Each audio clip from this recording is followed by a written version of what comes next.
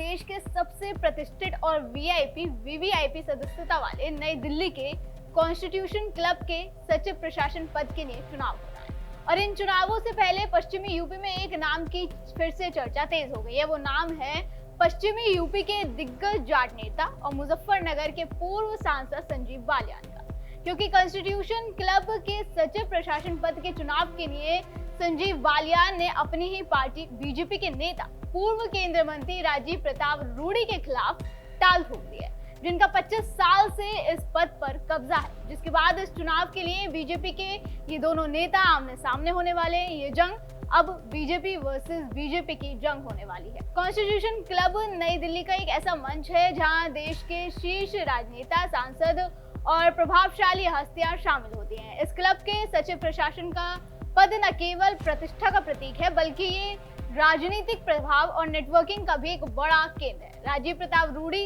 जो पेशे से कमर्शियल पायलट हैं और अटल बिहारी वाजपेयी और नरेंद्र मोदी सरकार में केंद्रीय मंत्री रह चुके हैं, उन्होंने इस पद पर 25 साल से अपनी पकड़ बनाए रखी है। उन्होंने 1998 में हमारे देश के पूर्व राष्ट्रपति रामनाथ कोविंद, 2009 में विजय गोयल और 2014 में संदीप दीक्षित जैसे दिग्गजों को हराया है। और उनका ये 25 साल का कार्यकाल उनकी रणनीतिक कुशलता और मजबूत नेटवर्क का प्रमाण है। 2 बार लोकसभा और 2 बार राज्यसभा सांसद रह चुके रूडी ने न केवल इस क्लब के प्रशासन को सुचारू रूप से चलाया, बल्कि अपनी सियासी पकड़ को भी मजबूत किया। रूडी की ये पकड़ इस बार बालियान के लिए एक बड़ी चुनौती है। ये मुकाबला न केवल व्यक्तिगत प्रतिष्ठा का सवाल है, बल्कि बीजेपी के आंतरिक समीकरणों को भी प्रभावित कर सकता है।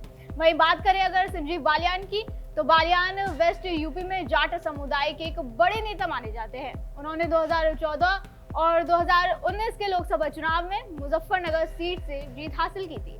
2019 में उन्होंने राष्ट्रीय लोकदल के दिग्गज नेता चौधरी अजीत सिंह को कांटे की टक्कर में हराया था। हालांकि 2024 के लोकसभा चुनाव में उन्हें समाजवादी पार्टी के हरेंद्र मलिक के खिलाफ हार का सामना करना पड़ा था। इस हार के बाद बालियान ने अपनी पार्टी के कुछ नेताओं पर जयचंद की भूमिका निभाने का भी आरोप लगाया था, जिससे वेस्ट यूपी में सियासी हलचल तेज हो गई थी। इस बार अब कॉन्स्टिट्यूशन क्लब के चुनाव में बालियान का रूडी के खिलाफ उतरना न केवल उनकी सियासी महत्वाकांक्षा को दर्शाता है, बल्कि ये भी संकेत देता है कि वो अपनी हार के बाद भी वेस्ट यूपी में अपनी मौजूदगी बनाए रखना चाहते हैं। ये कदम उनके लिए एक बड़ा मौका है, क्योंकि रूडी जैसे अनुभवी और स्थापित नेता को चुनौती देना कोई आसान बात नहीं।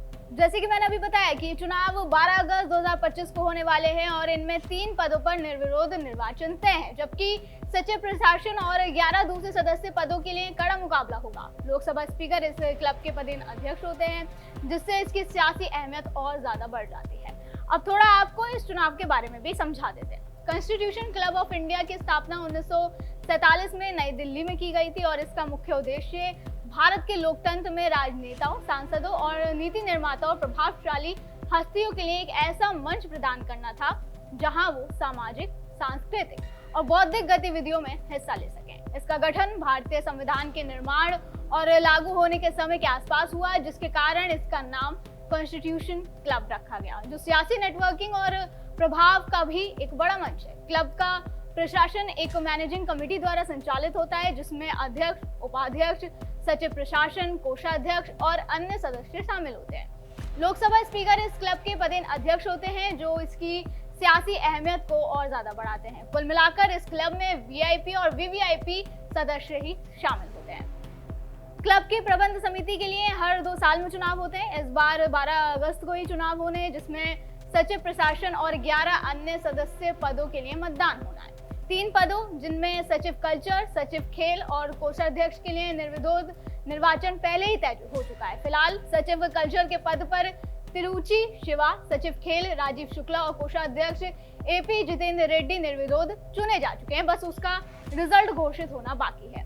कार्यकारिणी सदस्य के लिए 11 सीटों पर 14 उम्मीदवार हैं, जिनके बीच ये चुनाव होना है। ये चुनाव इसलिए खास है क्योंकि ये पहली बार है जब पिछले कुछ सालों में सचिव प्रशासन के पद के लिए वोटिंग की नौबत आई हो, जो रूडी के दबदबे को भी एक बड़ी चुनौती है। ऐसे में ये देखना भी दिलचस्प होगा कि इस बार 25 साल का राज फिर से कायम रहता है या फिर पश्चिमी यूपी का जाट नेता कुछ कमाल दिखा जाता है। आपको क्या लगता है हमें कमेंट करके जरूर बताएं। फिलहाल आज की वीडियो में बस इतना ही। अगली बार फिर होगी मुलाकात। आप देखते रहे DNP इंडिया, हर खबर भरोसे के साथ।